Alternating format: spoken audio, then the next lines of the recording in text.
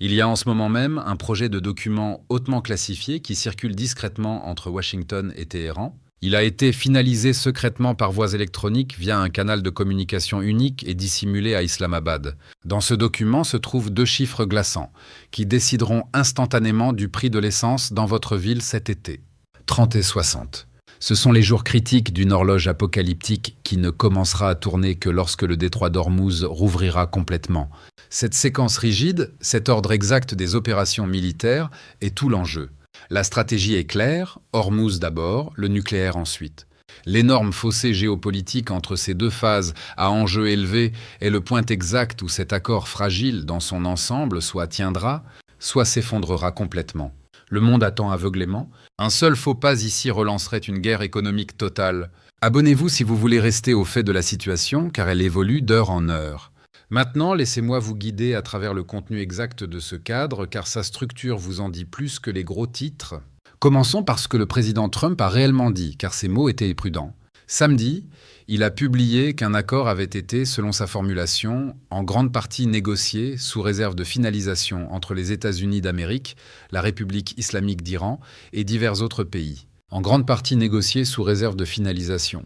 Ce ne sont pas les mots d'un homme annonçant un accord signé. Ce sont les mots d'un homme annonçant les contours d'un accord qui comporte encore des lacunes. Et ces lacunes ont leur importance, car chaque fois au cours des 3 derniers mois que ce conflit a semblé proche d'une résolution, la situation a dérapé. Il a dit que le détroit rouvrirait très bientôt avant de fixer des délais qui sont passés. Donc quand il le dit maintenant, la bonne posture n'est pas la célébration, c'est de lire les petits caractères. Et les petits caractères, selon une source régionale informée des négociations et rapportée par CNN, établissent 2 phases. Phase 1, l'Iran rouvre le détroit d'Ormuz à son statut d'avant-guerre. La sécurité de la navigation dans la région est rétablie et l'Iran fournit l'assurance qu'il ne cherchera pas à se doter d'armes nucléaires. Dans cette même première phase, l'Iran est autorisé à reprendre la vente de son carburant et de son pétrole. Phase 2, d'une durée de 30 à 60 jours, c'est là que se dérouleront véritablement les négociations détaillées sur la question nucléaire et les questions régionales plus larges. Relisez donc cette séquence lentement, car c'est l'architecture de l'ensemble. La voie navigable s'ouvre, le pétrole coule, les sanctions commencent à s'alléger, et ce n'est qu'ensuite que la partie difficile, la partie nucléaire, est négociée contre la montre. Maintenant, voici la question qui devrait immédiatement vous déranger, et c'est la même question qui dérange plusieurs personnes à Washington en ce moment. Quel est le moyen de pression dans la phase 2 ? Pensez-y de manière mécanique. Si l'Iran obtient ce qu'il veut le plus, la réouverture du détroit à ses conditions, la reprise des ventes de pétrole et de carburant, le dégel de ses avoirs, la fin de la guerre, lors de la phase 1, alors qu'est-ce qui oblige exactement l'Iran à renoncer à ce à quoi il tient le plus ? Son programme nucléaire et son uranium enrichi lors de la phase 2, vous avez donné la carotte avant même que la négociation sur le point le plus difficile ne commence. Ce n'est pas un petit défaut de conception. C'est le risque structurel central de tout l'accord cadre, et c'est pourquoi c'est tellement plus délicat que accord de paix conclu. Le propre ministère des Affaires étrangères iranien a été remarquablement direct à ce sujet. Et je pense qu'une grande partie de la couverture médiatique américaine l'a passé sous silence. Le porte-parole du ministère iranien des Affaires étrangères, Esmaeil Baghaei, a décrit le projet comme un accord cadre, non comme un accord final. Puis il a dit quelque chose qui devrait vous faire dresser l'oreille. Il a dit que les questions nucléaires ne font pas partie des négociations actuelles. Elles n'en font pas partie. Selon Baghaei, l'objectif de Téhéran à ce stade est de mettre fin à la guerre d'abord et de discuter du programme nucléaire seulement après. Du point de vue de l'Iran, la phase 1 consiste à arrêter les bombes et à lever les sanctions. Et la question nucléaire est une discussion ultérieure à laquelle ils ne se sont pas encore véritablement engagés. Il a confirmé que des délais de 30 et 60 jours sont inscrits dans le texte du mémorandum, mais il a souligné qu'il n'a pas été finalisé. Sa formulation exacte était que, au cours de la semaine écoulée, les points de vue se sont rapprochés et qu'il faudra attendre de voir ce qui se passera dans les 3 ou 4 prochains jours.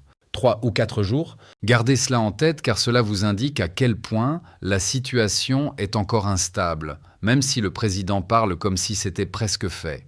Donc vous avez 2 parties décrivant le même document dans 2 langages différents. Washington décrit la phase 2 comme la négociation nucléaire. Le secrétaire d'État Rubio, s'exprimant depuis l'Inde, a répété la position américaine selon laquelle l'Iran ne pourra jamais posséder d'armes nucléaires et devra remettre son uranium hautement enrichi et que le détroit d'Ormuz devra être ouvert. Point final. C'est la ligne rouge américaine. Téhéran décrit la phase 2 comme des détails et des questions plus larges et déclare explicitement que le dossier nucléaire n'est même pas encore sur la table. Ce n'est pas la même compréhension. Deux gouvernements sont sur le point de signer un morceau de papier qu'ils interprètent ouvertement de manière différente en public, avant même que l'encre ne soit sèche. Ce n'est pas un détail. C'est la ligne de faille sur laquelle tout pourrait craquer dans 30 jours. Laissez-moi revenir en arrière et expliquer pourquoi le détroit est le levier dont tout le reste dépend. Parce que si vous ne ressentez pas le poids d'Ormuz, rien de tout cela ne prend sens. Le détroit d'Ormuz est une étendue d'eau d'environ 34 km de large, à son point le plus étroit, situé entre l'Iran et Oman, reliant le golfe Persique au grand large. Avant cette crise, environ 20% du pétrole transporté par voie maritime dans le monde transitait par là. Environ 20 millions de barils par jour. À peu près un cinquième du gaz naturel liquéfié mondial également. Il n'y a pas d'autre passage sur Terre qui pèse autant pour l'énergie mondiale. Et voici la géographie brutale de la chose. Les producteurs qui en dépendent, l'Arabie Saoudite, les Émirats Arabes Unis, l'Irak, le Koweït, le Qatar, l'Iran lui-même, la quasi-totalité de leur pétrole doit se faufiler par cet unique canal étroit. Vous ne pouvez pas en dérouter la majeure partie. Les oléoducs qui contournent le détroit ne peuvent en transporter qu'une fraction. Donc, celui qui contrôle ce goulet d'étranglement contrôle un cinquième du pétrole de la planète d'un simple tour de valve. Et depuis que les combats ont commencé fin février, cette valve a été en grande partie fermée. Le trafic passant par Ormuz est tombé à une petite fraction de son volume d'avant-guerre. L'Agence internationale de l'énergie, selon un rapport ce mois-ci, a décrit des pertes d'environ 10 millions de barils par jour des exportations du golfe Persique. Certains analystes estiment le chiffre du brut effectivement retiré du marché encore plus haut lorsque le détroit était le plus restreint. Quoi qu'il en soit, vous retirez une telle quantité de pétrole de l'offre mondiale et le prix ne se contente pas de dériver vers le haut. Il s'envole. Regardez ce que le brut a réellement fait. Le Brent, la référence internationale, se situait autour de 72 $ le baril en février avant cette escalade. En mars, alors que Trump lançait des ultimatums et que l'Iran menaçait de frapper les infrastructures énergétiques régionales, le Brent a dépassé les 100 puis les 110, atteignant des niveaux qu'il n'avait plus vus depuis la mi-2022. En un mois, mars, on a assisté à une flambée de l'ordre de 50%, l'un des mouvements mensuels les plus brusques de l'histoire moderne du commerce pétrolier. Et chaque fois qu'un accord semblait proche, le prix chutait de 10% en une séance dans l'espoir de la réouverture du détroit pour remonter en flèche lorsqu'un responsable iranien rejetait la proposition. Le marché pétrolier a négocié cet accord minute par minute, gros titre par gros titre, pendant 3 mois. Faites maintenant le lien avec votre vie quotidienne, car c'est la partie qui compte pour le public américain et ce n'est pas abstrait. Lorsque le pétrole passe de 70 à plus de 110 $, cela se répercute directement sur le prix de l'essence, du diesel, du carburant d'aviation, le coût de transport de chaque bien physique dans l'économie. Et les reportages ont été explicites sur le fait que ce choc énergétique a alimenté directement l'inflation américaine, la poussant, selon plusieurs témoignages, à son plus haut niveau depuis des années. Les États du Golfe eux-mêmes ont qualifié cela de pire crise énergétique mondiale depuis des décennies, et l'effet d'entraînement est celui qui frappe votre prêt hypothécaire et votre épargne. Avec une inflation galopante à la suite de cette flambée des prix du pétrole, on s'attendait ouvertement à ce que la Réserve fédérale doive relever ses taux d'intérêt plutôt que de les baisser. Ainsi, une voie navigable de 34 km de large, à l'autre bout de la planète, a silencieusement façonné ce que vous payez sur un prêt automobile. C'est ça la chaîne. D'Ormuz au brut, à l'inflation, à la Fed, jusqu'à votre portefeuille. C'est pourquoi la phase 1, la réouverture du détroit, est l'élément qui obsède les marchés. C'est aussi là que l'incitation de Trump devient évidente et mérite d'être nommée clairement. Il a dit directement qu'une fois un accord conclu, les prix du pétrole, selon ses propres mots, chuteront comme une pierre. Il veut cela. Une forte baisse du brut atténue l'inflation, allège la pression sur la Fed et lui permet de prétendre qu'il a personnellement mis fin à une guerre et fait baisser les prix. Ainsi, la logique politique pour lui d'achever la phase 1 rapidement, le détroit ouvert, le pétrole qui coule, les prix qui baissent, est énorme, ce qui nous ramène directement à l'inquiétude structurelle. La partie la plus désireuse de verrouiller la phase 1 rapidement est celle qui devra ensuite, d'une manière ou d'une autre, obtenir des concessions nucléaires lors de la phase 2, une fois que les moyens de pression auront déjà été épuisés. L'urgence qui rend la phase improbable est la même urgence qui rend la phase 2 fragile. Permettez-moi d'aborder la partie que presque personne, parmi ceux qui couvrent ce sujet pour un public américain, ne souligne suffisamment, car elle change la façon dont vous lisez la confiance de l'Iran à la table des négociations. La Chine. Selon diverses estimations, la Chine achète environ 90% des exportations de pétrole brut de l'Iran. En temps normal, près de la moitié des importations pétrolières de la Chine transitent par le détroit d'Ormuz. Donc, quand les gens à Washington parlent du blocus naval américain qui fait pression sur l'Iran pour qu'il accepte un accord, il y a une vérité plus silencieuse derrière tout cela. La véritable porte de sortie pour le pétrole iranien passe par Pékin, pas par Washington. L'Iran et la Chine ont conclu un partenariat stratégique de 25 ans en 2021. L'économie iranienne, sous le coup des sanctions, fonctionne en grande partie grâce à la demande chinoise et la Chine a constitué d'énormes réserves tout au long de cette crise. Des réserves pétrolières stratégiques et commerciales estimées à plus d'1 milliard de barils, assez pour couvrir environ 4 mois d'importation, plus le pétrole iranien déjà stocké sur des navires près des ports chinois. La Chine peut donc faire preuve de patience, d'une manière que la plupart des pays du monde ne peuvent pas se permettre. C'est un moyen de pression que l'Iran apporte à ses pourparlers et qu'une vision purement américano-iranienne occulte totalement. Quand Baghaei dit que tout mécanisme pour le détroit devrait être convenu entre l'Iran, Oman et les parties concernées, et non dicté par Washington, cette confiance est en partie soutenue par le fait de savoir que Pékin continue d'acheter. Et voici un détail qui illustre à quel point la dimension américano-chinoise est devenue complexe. Il a été rapporté que le secrétaire américain à l'énergie s'attend à ce que la Chine achète plus de brut américain en raison de cette crise et que les États-Unis et la Chine, des rivaux stratégiques sur presque tous les autres fronts, ont, de manière inattendue, coopéré pour empêcher les prix du pétrole de grimper encore plus. Les États-Unis augmentant leurs exportations, la Chine réduisant certaines importations et puisant dans ses réserves. Deux adversaires qui stabilisent discrètement le même marché car ni l'un ni l'autre ne peut se permettre l'alternative. Voilà la forme étrange que prend cette affaire.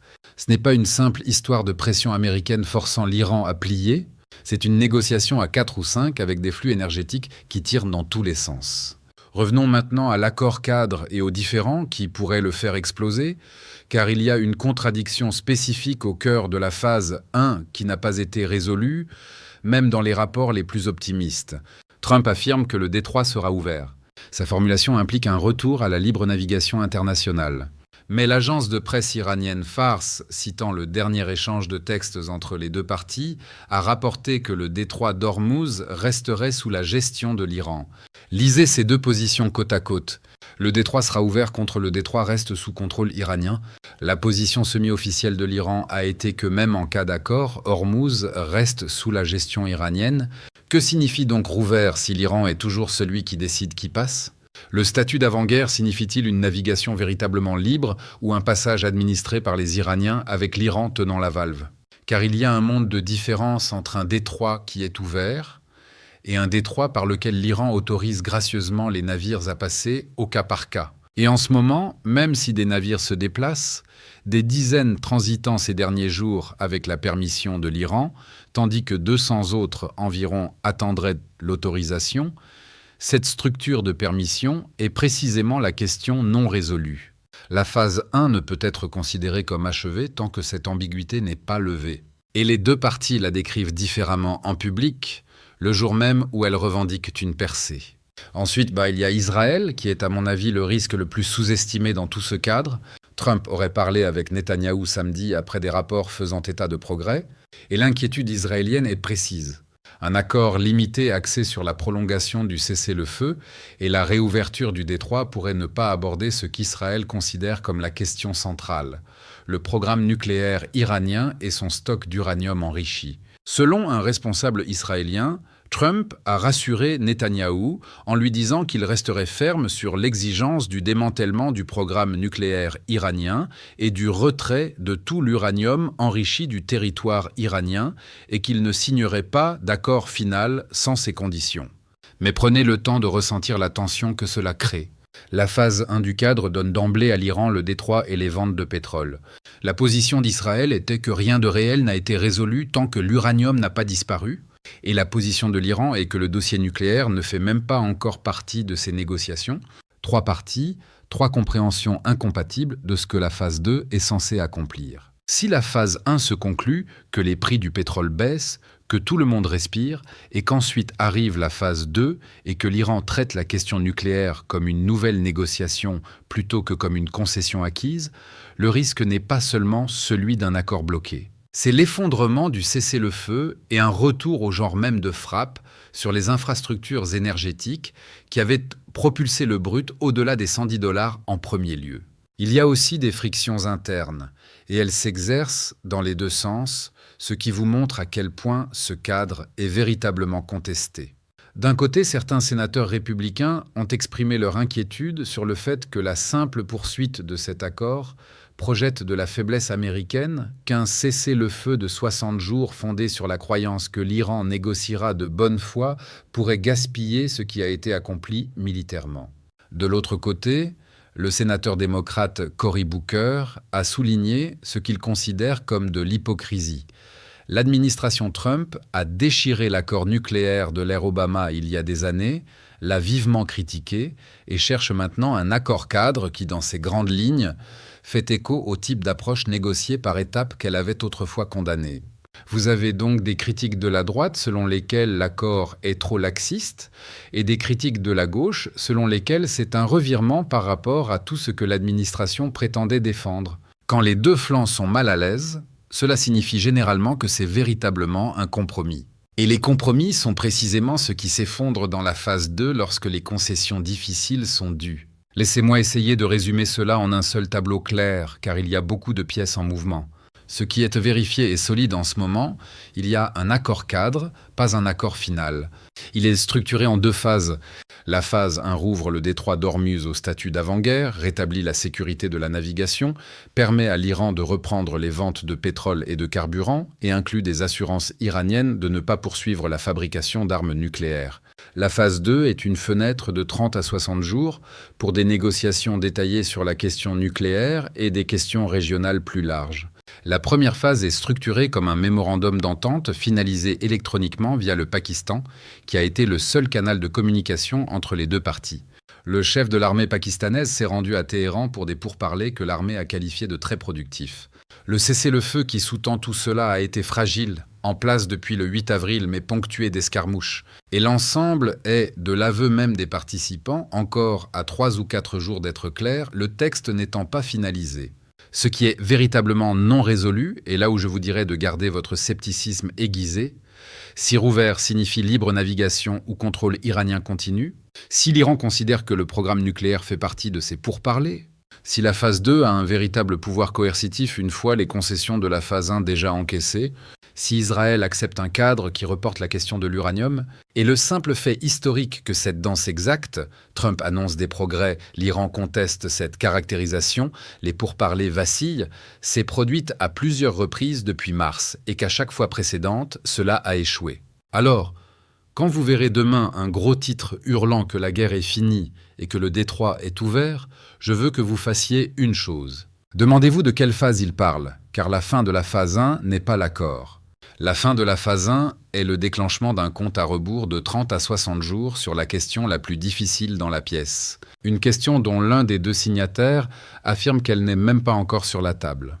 Ce qui me ramène à la question sur laquelle je tourne en boucle. Si vous donnez à un partenaire de négociation tout ce pourquoi il est venu dès la première phase, et que vous gardez l'unique concession dont vous ne pouvez vous passer pour la deuxième phase, contre la montre et sans aucun moyen de pression évident en main, mettez-vous fin à une guerre ou programmez-vous simplement la suivante? Et dans 30 jours, lorsque cette horloge nucléaire s'arrêtera et que le pétrole coulera déjà et que les marchés seront déjà passés à autre chose, qui exactement aura les moyens de pression pour forcer la réponse?